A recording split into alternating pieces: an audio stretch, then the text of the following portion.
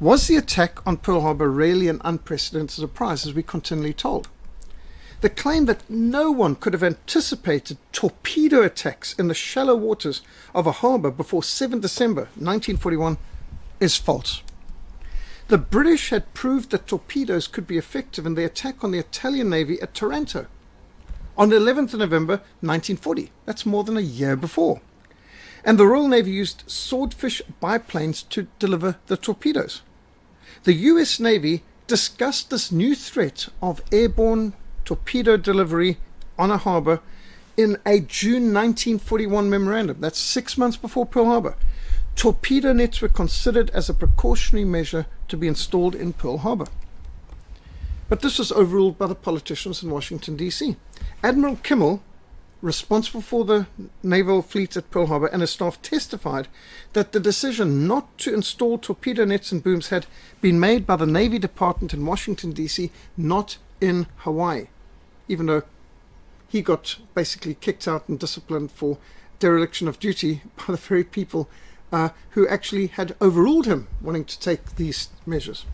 On the night of the 11th to the 12th of November 1940, British Naval Force under Admiral Andrew Cunningham, including aircraft carrier HMS Illustrious, launched Fairey Swordfish biplane torpedo bombers in the Mediterranean Sea to attack the Regina Marina battle fleet at anchor in the harbour of Taranto. This is the Italian battle fleet. Mussolini's pride and the power of the Mediterranean, massive battleships, and this was an extraordinarily busy harbour, very much like Pearl Harbour, Taranto Bay. And despite the shallow depth of the water, in which the experts said torpedoes could not be used, proved devastatingly effective and crippled the Italian Navy, which lost half its battleships and cruisers in one night. These almost looking like First World War vintage biplanes with torpedoes, I mean very slow aircraft, but these torpedoes proved devastatingly effective. They had two waves, and just notice the torpedo, they've got the torpedo nets down here. They've also got torpedo nets here to protect their ships. Despite torpedo nets in a shallow harbour, they still were effective in taking out half the Italian Navy in one go. And they made attacks from the north and from the west, and this was the scene taken by the British the next day, high altitude, of the devastation in the harbour from the torpedo attack the night before. The Royal Navy raid on Taranto Bay marked the ascendancy of air power over sea power. The fleet air arm proved to be the Navy's most devastating weapon. Aircraft delivered from an aircraft carrier, more powerful than battleships. And the attack on Taranto was well known, well discussed, and the entire naval fraternity worldwide would have been discussing it. It was a major development. And yet, in the movies today, they act like it never happened. So was the Japanese raid on Pearl Harbour really unprecedented? 17 months before Pearl Harbour, the British Royal Navy attacked the French fleet at anchor on the coast of French Algeria, North Africa. The Battle of Mers el Kabir on the 3rd of July 1940 resulted in the deaths of 1,297 French servicemen, the sinking of a French battleship, the damaging of 5 other ships. The combined air and sea attack was carried out against Britain's official ally, France. The attack remains controversial and created much hostility between France and Britain, as you could imagine. Britain argued that times were desperate, invasion seemed imminent, and the British government simply could not afford to risk Germany seizing control of the French fleet, even though it was in North Africa. The prominent British motive was thus dire necessity and self-preservation. However, the French insisted that as their terms of surrender with Germany did not require them handing over their fleet, which was still in French-controlled territory, the British action, they said, was treacherous. Now, it's very instructive to compare the Royal Navy with the French Navy with the German Navy. And it's quite clear the German Navy was minuscule. And I don't know how they get Germany having one aircraft carrier. They never had one aircraft carrier, although they did lay the keel of one, the Graf Zeppelin, which was never built. And they'd never even designed a plane that could fly off or land on an aircraft carrier. So that's imagination. But anyway, what you can see, which is extremely interesting, is that France had more submarines than Germany, and Britain had more submarines than Germany, which I think most people thought that the only people who ever had submarines were Germans, and nobody else ever did, but that's actually just not true. But when you look at this, you can see if Germany could have seized the French Navy, that would have put them in a position of maybe half the strength of the Royal Navy. And yet they didn't even try to do so. The Kriegsmarine was roughly 10% the size and capacity of the Royal Navy. 10%. If you want world domination, you're going to need a few aircraft carriers and a navy big enough than the Royal Navy. The French ships that were in Alexandria, that's in Egypt, and believed that they were allies of Britain, were shocked to be blockaded, boarded and seized by the Royal Navy at the same time. Talking about July 1940. Also on the 3rd of July 1940, French ships in Plymouth and Portsmouth in England were boarded and captured. And this included the French submarine Secours, which was the largest submarine in the world at that time, 4 other submarines, the battleships Paris and Colbert, the destroyers Triumphant and Leopard. Some officers and sailors were killed in the struggles. That means French officers and sailors were killed.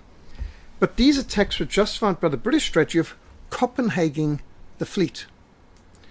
Now, Admiral Horatio Nelson, who they've got Nelson's column for in Trafalgar Square right outside South Africa House, his famous Battle of Copenhagen, 2nd of April 1801, was a clear inspiration for the Japanese attack on Pearl Harbour 1941. So the idea that this is unprecedented is nonsense if you're a student of naval history. Although Denmark was officially neutral during the Napoleonic Wars, Britain feared that a navy may be seized by the French if Denmark fell to the French, which she didn't, but all the same, maybe. So the Battle of Copenhagen was a result of multiple failures of diplomacy, and with Britain enforcing a strict blockade of France and any country trading with France, even neutral countries such as Denmark, Sweden and Prussia, they were regarded as legitimate targets in this blockade. Admiral Sir Hyde Parker and Vice Admiral Horatio Nelson led the attack on the Danish capital Copenhagen. And this is what is called Copenhagening the fleet. The British attack, during which Admiral Nelson famously placed the telescope to his blind eye, ignoring a command to withdraw because he felt he hadn't destroyed enough Danish ships yet. And this is, where it comes from turning a blind eye to something. From 1801, Admiral Nelson. But from the British perspective, this attack was spectacularly successful. 1,600 Danish sailors and soldiers were killed or wounded. Most of the Danish navy were sunk, severely damaged or captured in this surprise attack on a neutral against whom war had not been declared. Although ostensibly neutral, Denmark was again attacked by the Royal Navy on the 16th of August to the 5th of September 1807, when the Royal Navy bombarded Copenhagen and seized the Danish fleet as a precaution, in case Denmark did choose to join the French, which he never did. And they didn't just bomb the fleet, they bombed the town, which included churches. 3,000 soldiers and civilians, including 195 children in Copenhagen, died as a result of this bombardment. And there you can see ruins of Denmark. As the majority of the Danish army was at the southern border to protect against possible attack from the French, the second attack on a neutral country was a scandal at the time. It was a great scandal. Knowing that the Imperial Japanese Navy was modeled on the Royal Navy, these famous battles, strategies and tactics of Copenhagening the fleets of even neutral countries where a potential threat was perceived, including the fact that Britain had actually done it just a year before against their French allies, and most tellingly, how the British had Copenhagen the fleet of the Italians at Taranto Bay a year before using aircraft carrier and torpedoes. This all should have been taken into consideration, you would have thought. Because, you just have to look at the Royal Navy and the Japanese Navy, and you can immediately see their rank structure, especially the naval rank structure, traditions. This is not a British detachment. This is the Japanese Imperial Navy. And you can see totally modeled on the Royal Navy. Old friends and new enemies, the Royal Navy and the Imperial Japanese Navy. Because, in fact, the Japanese Navy was the best friend and ally of the British and was totally modeled on them. So modern American films like Toya, Toya, Toya and Pearl Harbour tend to ignore these historic precedents, and they pretend that the attack on Pearl Harbour was both unprecedented and unexpected. And the first surprise attack by aircraft on ships in history. How many times have we heard that one? Generations have been deceived into thinking that Pearl Harbor was a treacherous, unexpected, unprecedented attack, a day that will live in infamy, to quote FDR. But the media is not a reflection on reality. 1 Corinthians 10, 6-11 says, "Now these things became our examples, to the intent that we should not lust after evil things as they also lusted. Now all these things happened to them as examples, and they were written for admonition." Admiral James Richardson was fired by President Franklin Delano Roosevelt for complaining about the President's order to station the Pacific Fleet in Pearl Harbor. Remember, the Pacific Fleet's headquarters was San Diego, which is on the American mainland in California. They'd only been moved there 6 months before to Pearl Harbor as a threat and maybe a carrot, or tempt the Japanese to attack them. Admiral Richardson blamed the President for the initial defeats in the Pacific as real, direct, and personal. And he was one of many who had to testify at the Congressional Pearl Harbor investigation, which was only held after the war. Richardson believed that stationing the Pacific Fleet in Pearl Harbor made the ships extremely vulnerable to attack and provided a poor and non-strategic defense. Because one battleship or cruiser sunk in the opening of the harbor would bottle the entire Navy up. This is not a good place to put your Navy. It's too vulnerable. Captain Safford, U.S. Navy in charge of Communications Security Section of Naval Communications in Washington, testified before the Admiral Hart Board that on 4 December 1941 we received definite information from 2 independent sources that Japan would attack the United States and Britain at 9 p.m. Washington time, 6 December 1941. We received positive information that Japan would declare war against the United States at a time to be specified thereafter. This information was positive and unmistakable and was made available to military intelligence virtually at the moment of its decoding.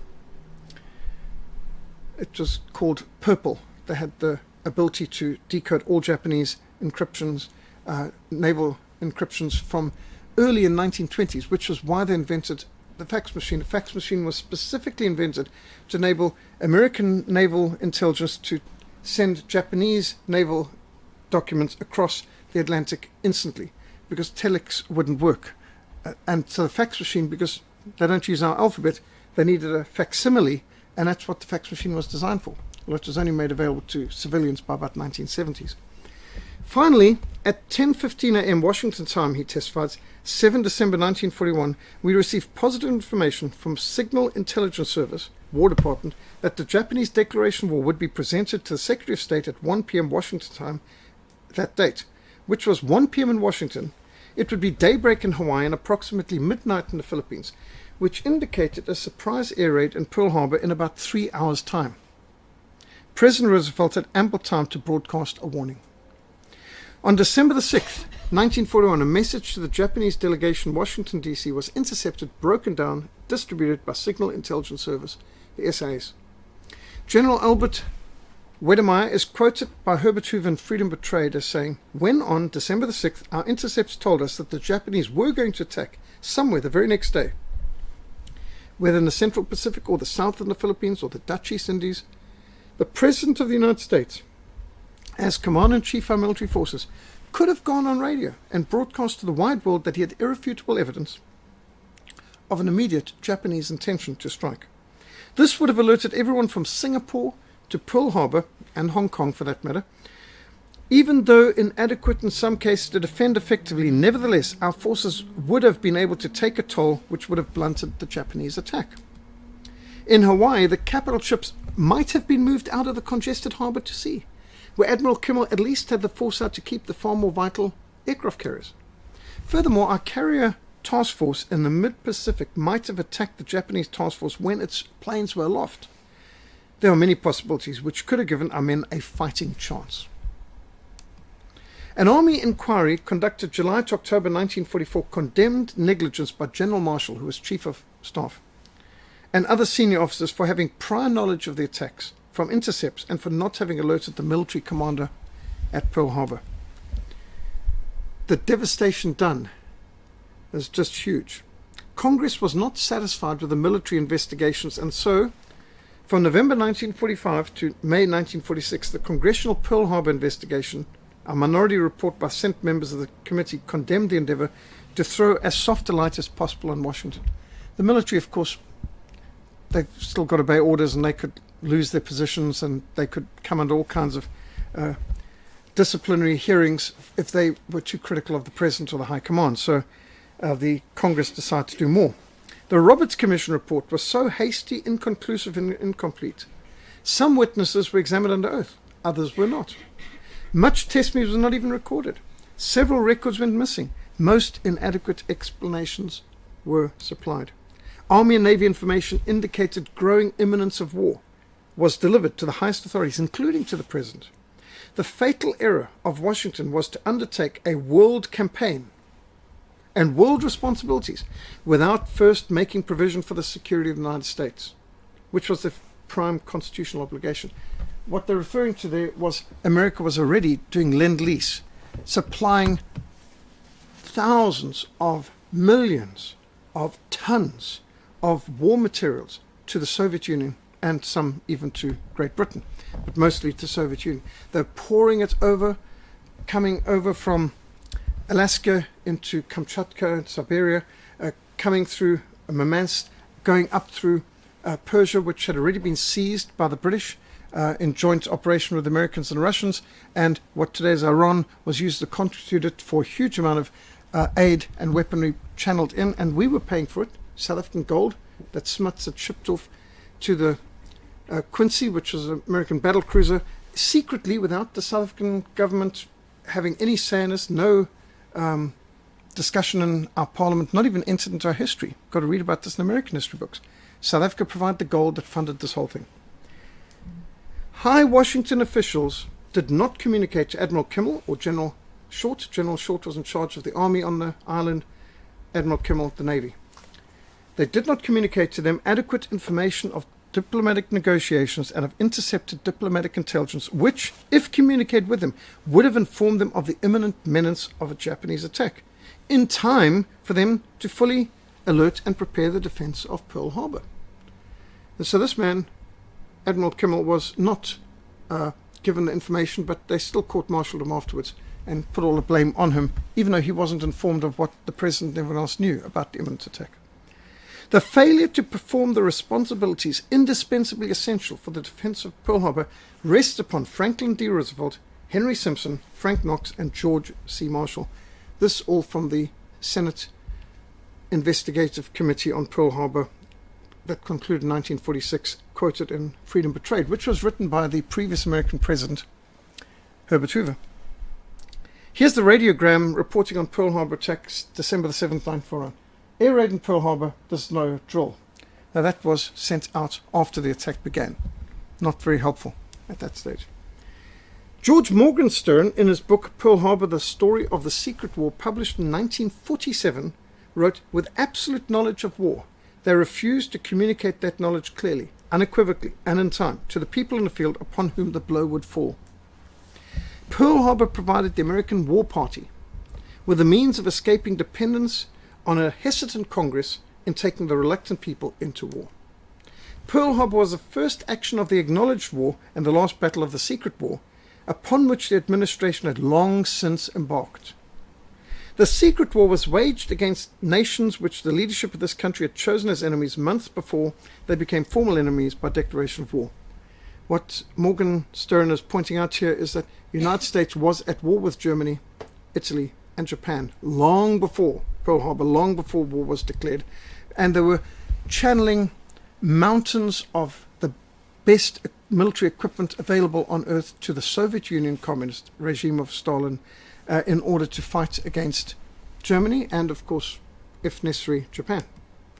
It was waged also by psychological means, by propaganda and deception against the American people. The people were told that acts which were equivalent to war were intended to keep the nation out of war. Constitutional process existed only to be circumvented, until finally the war-making power of Congress was reduced to the act of ratifying an accomplished stamp. In other words, rubber stamp. Herbert Hoover declares in his book, Freedom Betrayed, it can never be forgotten that 3 times during 1941, Japan made overtures for peace negotiations. You don't get the slightest sense of that in the movies or the history books. America never made one proposal, says Herbert Hoover, unless a futile proposal to the emperor the day before Pearl Harbor could be called an attempt at peace. This from Herbert Hoover. A peace could have been made in the Pacific that would have saved China from ravishment, would have protected the American Pacific flank. If Roosevelt was still determined to carry on his undeclared war with Germany until it provoked reprisals, that Pacific protection was the only sane course. It would have limited our engagement in any case to the European theatre. America was hell-bent on going to war with Germany in Europe. They didn't have to go to war with Japan. Japan didn't want war with them.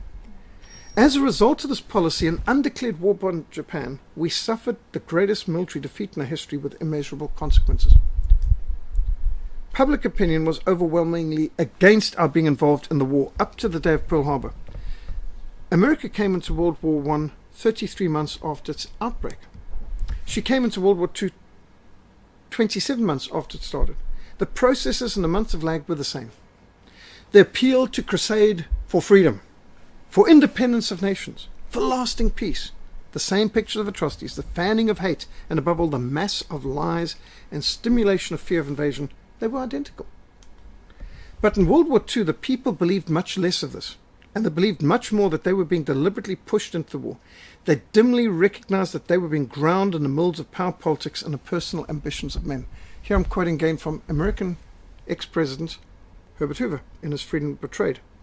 The First World War had been conducted on the Allied side in the name of the peoples. This war was in the name of Stalin, Churchill, and Roosevelt. At times, the whole political and military scene seemed their personal property, as it was. Now bear in mind, this is not some journalist here. This is President Herbert Hoover, a world-acclaimed humanitarian who saved the lives of millions of people with his food programs before, during, after the First World War, and during the Second World War, and with the invasion of Finland by Russia and so on. He's a major player. In the First World War, our sons marched to war with flowers in their rifles, bands and cheering people won every platform. There were no bands, no flowers, and no chairs on the railway platforms to World War II.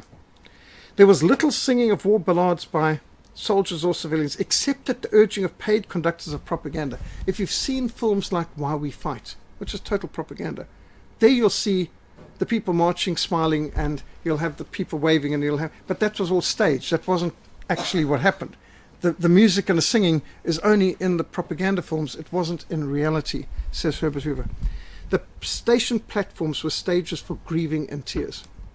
The promises, the speeches, the propaganda filled the air, as in World War I, but this time the people received it grimly and with little believing. Now, that is not something you normally get in most history books or films. They give the impression that people were ecstatic, enthusiastic. Well, for the First World War they were, because they didn't realize yet what they were getting into. But at the beginning of the Second World War, there was not the same enthusiasm anywhere, on any side. The people had a basic understanding of what this was meaning, and it was not good. And bear in mind that after the First World War, the American people punished the Democratic government that dragged them into the First World War. Woodrow Wilson and his party were kicked out of everything. Both Houses of Parliament and the White House, everything went Republican. And 1920, in came the most anti-war party ever, and they wrote into American law the strictest legislation to prevent ever sending weapons to any belligerents in any war, having any side, sending American troops overseas. And this was called isolationist. But as I said, well, not isolating ourselves from trade or from communications with people, but isolating ourselves from the wars of the rest of the world. And so what Franklin Delano Roosevelt and his crew around him were doing was totally illegal by the laws of America. It was jail time treason that they were getting America into war and aiding warring sides, all in the name of keeping us out of war. And the lies, and more lies. And of course, we could also give some attention to what Smuts was doing in South Africa too, which is what our guest speaker next week can speak to, Stephen Mitford Goodson. And here you can see, for example, the instructions to all people of Japanese ancestry. Even if you're American born, even if you're an American citizen, if you're of Japanese ancestry, they round them up into concentration camps. And Of course, this was done in Britain for people of German ancestry in both the First and Second World War. It was done in Cape Town, even.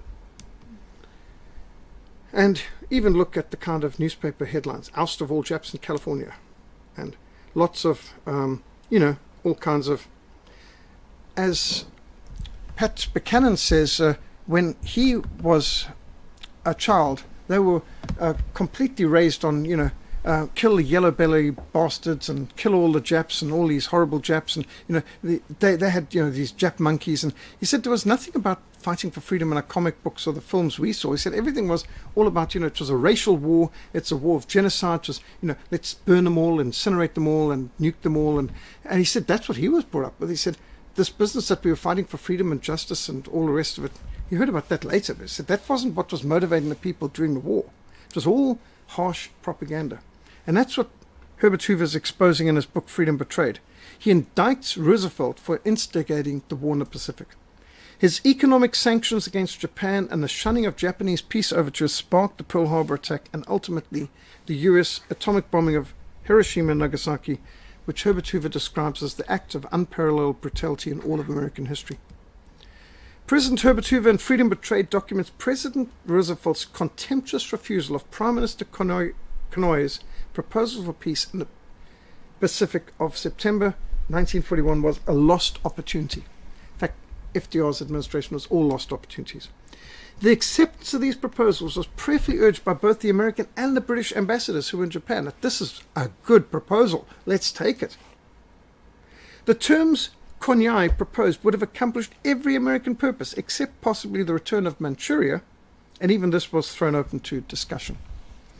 So what did they go for war for? It's the same as the Deputy Führer Hesse's proposal in 1941. It would have also avoided a whole lot of war. It could have provided everything that the Allies fought for till 1945 without the bloodshed. Everything. And defeats the Soviet Union thrown in, win-win. How could anyone object to that?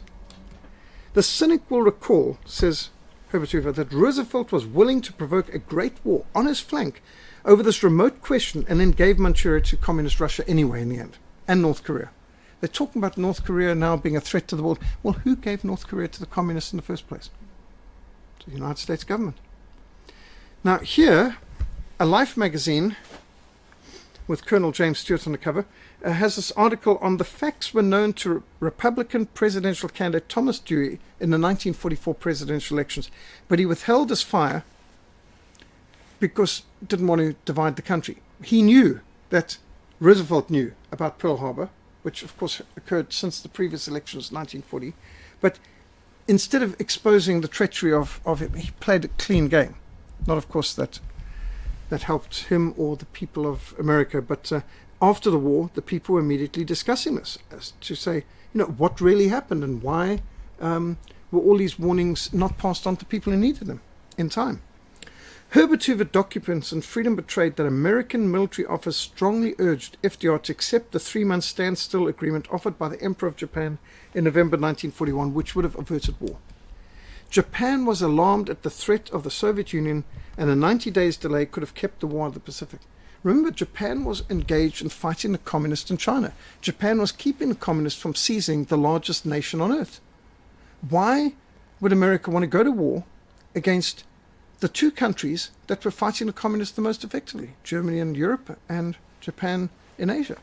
Why remove the two greatest obstacles to the expansion of communism? Secretary of War Stimson, in his diary, disclosed that Roosevelt and his officials were seeking for a method to stimulate an overt act of aggression from the Japanese.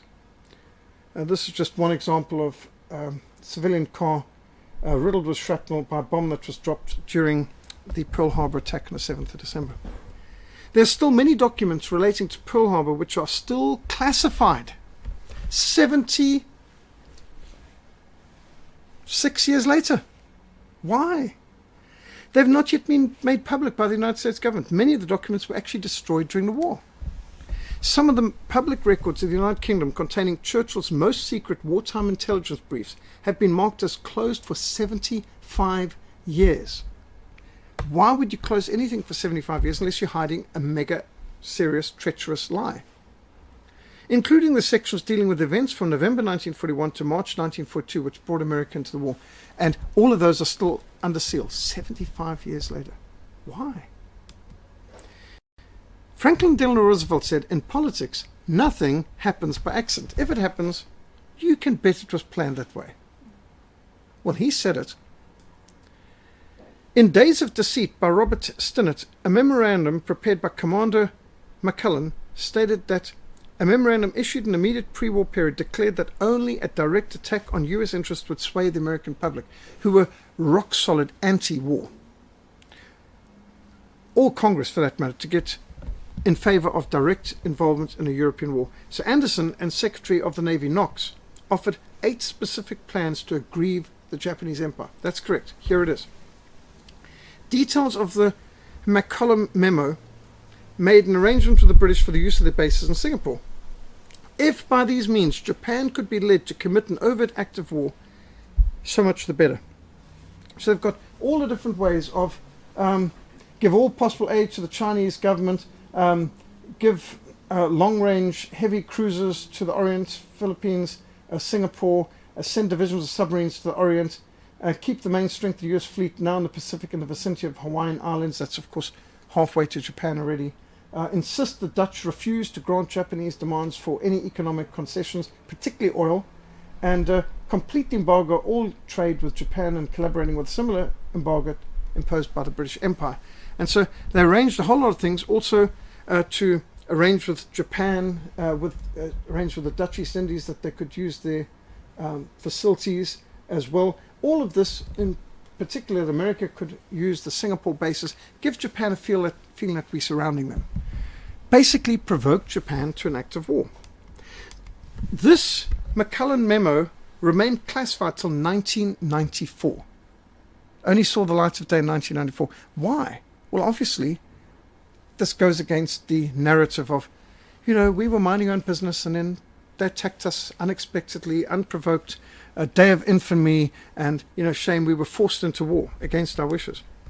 Jonathan Daniels, Roosevelt's administrative assistant at the time of Pearl Harbor, presented an eyewitness viewpoint. The blow was heavier than he had hoped it would necessarily be, but the risks paid off. Even the loss was worth the price. Published, this was published just shortly after the war, and it's on 1941 Pearl Harbor Sunday at the end of an era. Look at this. Here is a November newspaper from the Honolulu Advertiser. Kurusu bluntly warned, nation prepare for battle.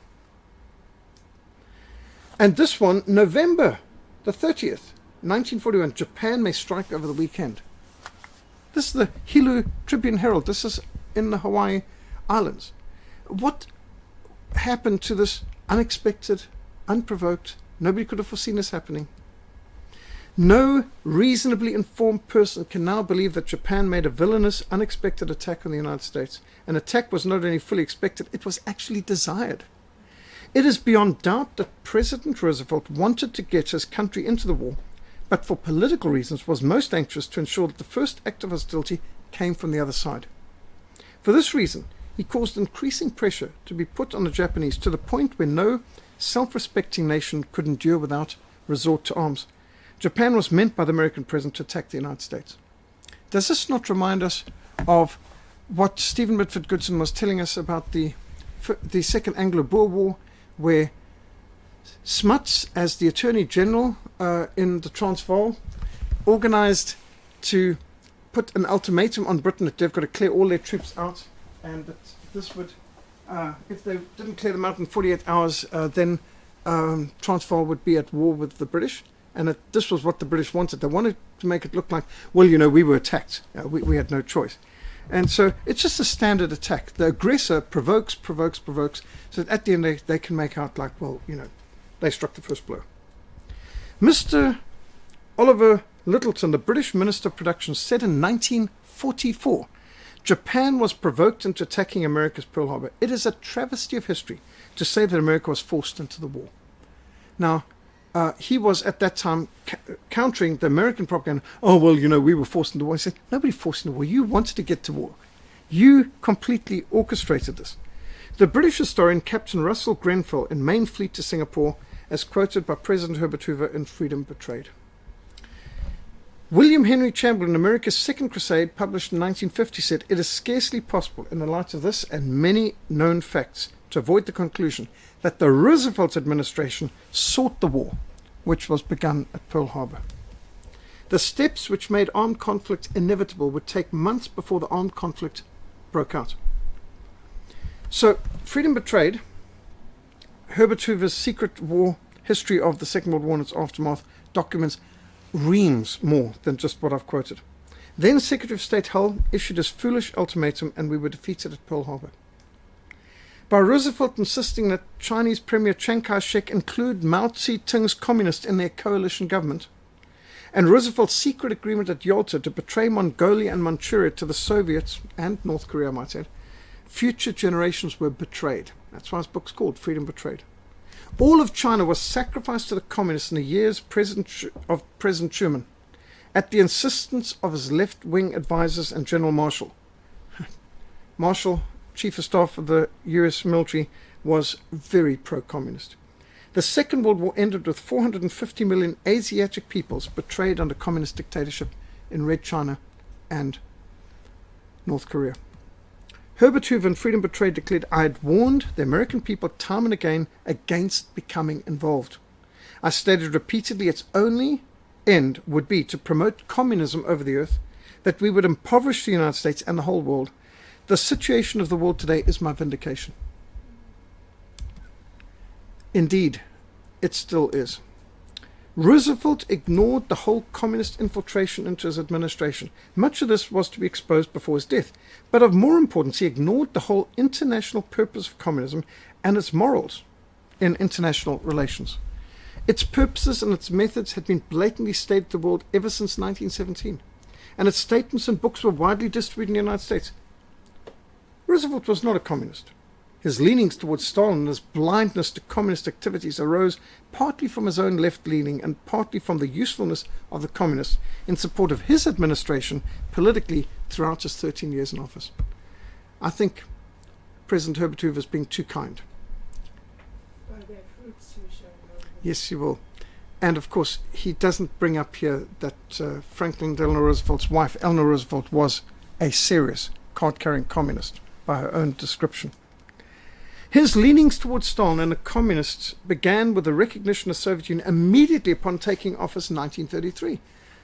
Franklin Delano Roosevelt becomes president in 1933, and he immediately recognized the Soviet Union.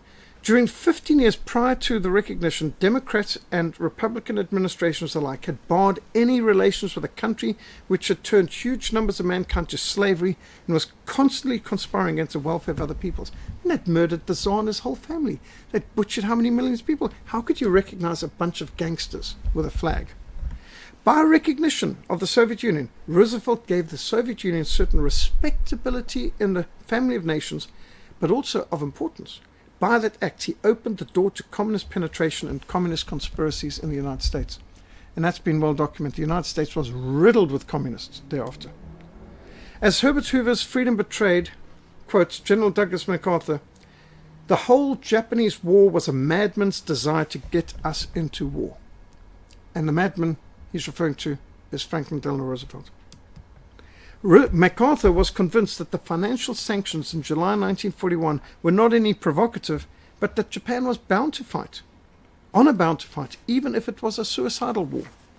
Unless those sanctions could be removed, as the sanctions carried every penalty of war except killing and destruction, no nation of dignity could take economic warfare like that for long. General MacArthur said Roosevelt could have made peace with Konyai in September 1941. He could have obtained all of the American objectives in the Pacific and the freedom of China, and probably of Manchuria too. Konyai was authorized by the Emperor to agree to a complete withdrawal from China if America so insisted. But FDR evidenced callous indifference to the American army beleaguered in the Philippines. I believe it was the desire of President Roosevelt and Prime Minister Churchill that we get into the war, as they felt the Allies could not win without us. Which Allies? Soviet Union. And all our efforts to cause the Germans to declare war on us had failed. They'd provoked and provoked. They'd been supplying weapons to Germany's enemies. They'd been sending their warships with the command to fire on any German submarines if they saw them. without provocation. So, I mean, these were acts of war. MacArthur was bitter about Roosevelt's starvation of supplies to him at a time when the whole fate of the South Pacific and the allies in Asia was at stake. Now, what General MacArthur is talking about is when Pearl Harbor was attacked, you would have thought America being attacked in the Pacific, even if you just accepted the propaganda, well, that's where the war is. But no, only 10% of America's manpower and weaponry went to the Pacific, 90% went to the European theater. Why? Well, Uncle Joe Stalin was facing Operation Barbarossa and he's about to fall. I mean, what's more important than the American army in the Philippines? The Red Army in front of Moscow. That's what's more important. And so the American army in the Philippines was abandoned and not resupplied, and they were starved of supplies and gave up when they ran out of ammunition. Completely occupied by the Japanese. Remember, Philippines was part of the American Empire. America had taken the Philippines in the American-Spanish War of 1898. And here's American forces just completely left without supplies. How could they have carried on fighting when and very, very few of these people survived? They died during the war. Franklin Delano Roosevelt showed his vindictiveness in many ways, said General MacArthur. MacArthur also told Roosevelt that peace could be made with the Japanese any time after the Philippines were taken. With their supporting legs cut off, they were beaten, totally blockaded.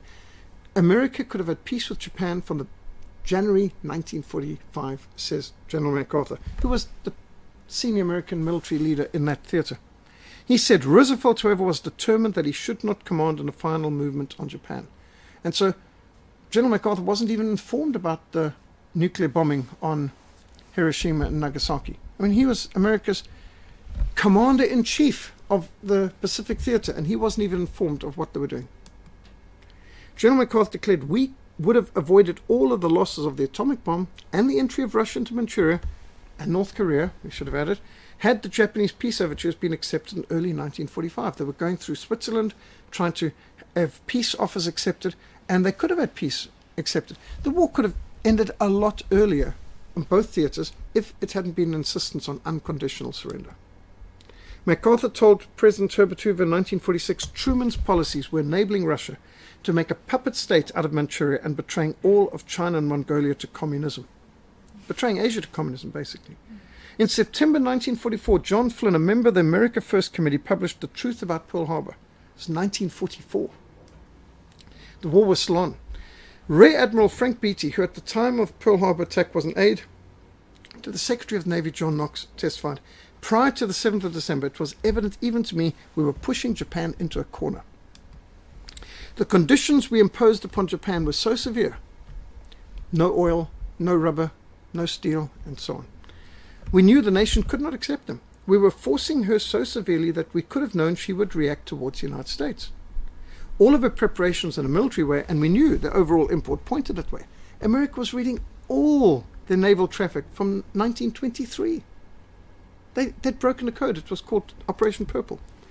Jonathan Daniels, Roosevelt's administration assistant at the time Pearl Harbor, said the blow was heavier than he had hoped it would be, but the risks paid off. Even the loss was worth the price. Imagine that. And if you were some of those 2,600 American sailors killed in that day, would you think that? That is why General George Patton said politicians are the lowest form of life on earth. Liberal Democrats are the lowest form of politicians. However, Herbert Hoover concludes his book, Freedom Betrayed, with this very positive picture of Christian resistance. Despite these physical losses and these moral political disasters and these international follies, despite the drift to collectivism, despite degeneration government, despite the demagogic intellectuals, despite the corruption in our government and the moral corruptions of our people, we still hold to Christianity. We still have the old ingenuity in our scientific and industrial progress. We have 35 million children marching through our schools. Well, I don't think he would think that's a positive if he saw what our schools look like today. And 2.5 million in our institutes of higher learning. The promise of a greater America abides in millions of cottages throughout the land where men and women are still resolute in freedom.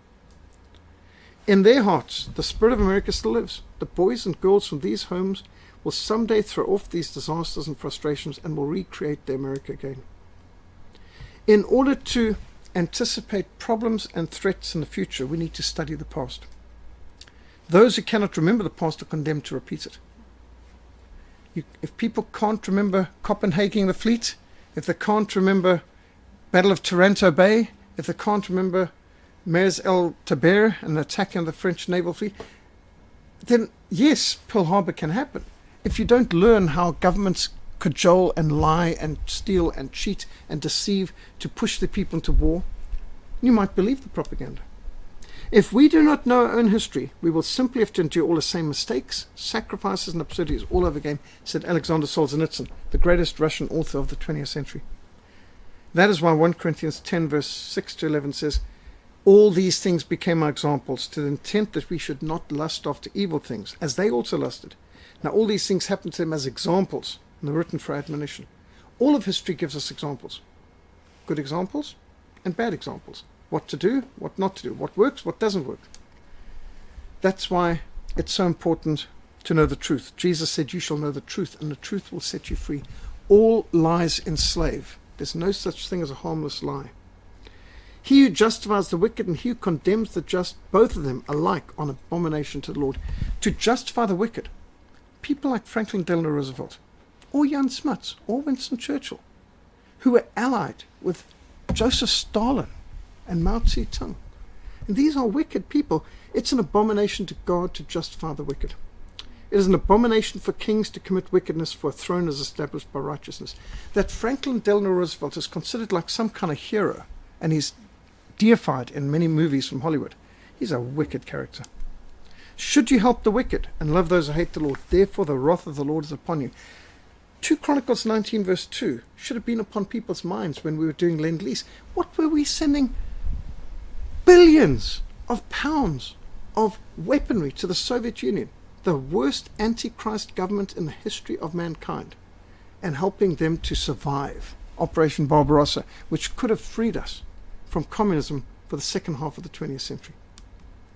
That's why Amos 5:15 says, hate evil, love good, establish justice in the gate. Truth does not fear investigation. And so free people should demand, why are our governments, our elected representatives, hiding in sealed vaults huge amounts of information? Why are the Hess files and the Martin Luther King files still sealed? Why are the files to do with Pearl Harbor still sealed? And yet there are a lot of people who just don't want to investigate. But the truth does not change because you don't want to hear. Truth is truth even if no one believes it, and a lie is a lie even if everyone believes it. It's not a matter of let's take a vote. It doesn't matter what the percentage of people think. It's what is the truth. The further society drifts on the truth, the more it'll hate those who speak the truth.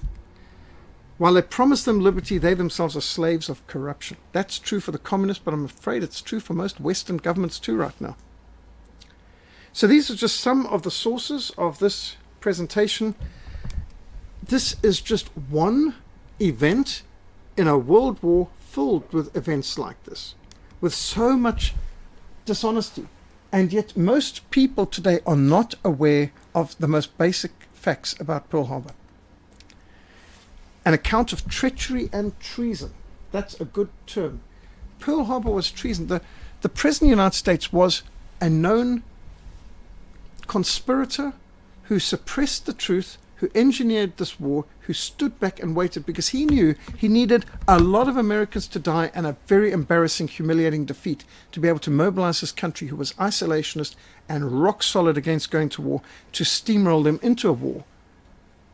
He needed that. And so he provoked it, sat back, and did nothing until it was over. And then he made an impassioned speech, which was, I mean, talk about hypocrisy. To stand before the people and try and act like we've got some moral justice on our side. The true story of a man and a nation under attack, Pearl Harbor betrayed.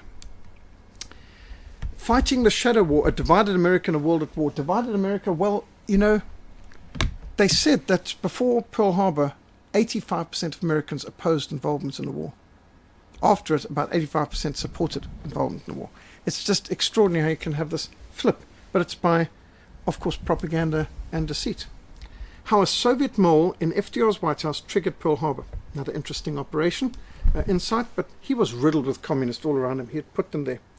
And then you've got a whole lot, the truth about Pearl Harbor, And of course, something else that we can look at on the whole plot to assassinate George Patton, that's now on the European side, on the other theatre, to see how if America can betray their own navy and assassinate their own war hero, I mean, you can just see. But that's why the Patton Papers were so suppressed. And that's why Freedom Betrayed book was suppressed for over 50 years. And I'm highly suspicious that the death of Herbert Hoover, as he was about to publish the book in 1968, he suddenly dies. His hotel room in Washington, I think. And next thing you know, the book is sealed for 50 years before it gets published. If it had come out in 1968, it would have destroyed the Democratic Party. And recent history would be unrecognizably better. Of course, Patrick Buchanan's written a lot from the perspective of Churchill, Hitler, and the unnecessary war, how Britain lost its empire and the West lost the world. The Hess Papers as well, the real turning point of the Second World War. Why are his papers still sealed, and why was he never allowed, the highest ranking survivor of the Second World War from Third Reich, never allowed to be interviewed by any historian, journalist? Why? If you're not afraid of the truth, why would you hide it? And why was he assassinated at the end anyway? Truth sounds like hate to those who hate the truth. The Agenda 2 Masters of Deceit DVD really documents a lot of what's going on in our universities and schools, but we need to get behind these different incidents. So that's why we've been producing presentations at the Reformation Society on facts you never knew about World War II and the bombing of cities. As Robert E. Lee says, any army who wars against defenseless civilians, no matter what its excuse, is no army but barbarians unworthy of the name of Christian. And I agree with the statement with every word except barbarians, because the barbarians were not that bad. The word barbarian was a Latin insult to anyone who didn't speak Greek. So anybody, our ancestors actually, who weren't Greek or Romans were considered barbarians. A barbarian wasn't necessarily a bad person. The Romans were enslaving and massacring the barbarians. And we'll be looking at a later time at the Battle of Teutoburger Wald, when 9 AD, the German tribes wiped out 3 Roman legions and spared Central Europe from coming under Roman rule, which was seen before the First World War by all people in America and Britain as one of the great times where our heritage and our law was preserved from the barbarism of Rome. And extraordinary how today the word barbarian is now a word of insult, whereas our ancestors were the barbarians. We weren't the Romans and the Greeks. And they were fighting against an enslaving empire that actually participated in the crucifixion of Christ. So and they persecuted Christians. Why are we slandering the barbarians? But anyway, we love General Robert E. Lee. He's a good man. His message here is a good message. It just is, I think, to call the barbarians something bad is wrong. His point is, if the American army, like the Feds, waged war against civilians, like they did in Missouri and the march through Georgia and the shelling of Atlanta, they're no army at all. An army that fights against civilians is a bunch of terrorists. They're not soldiers. They're certainly not worthy of the name Christian.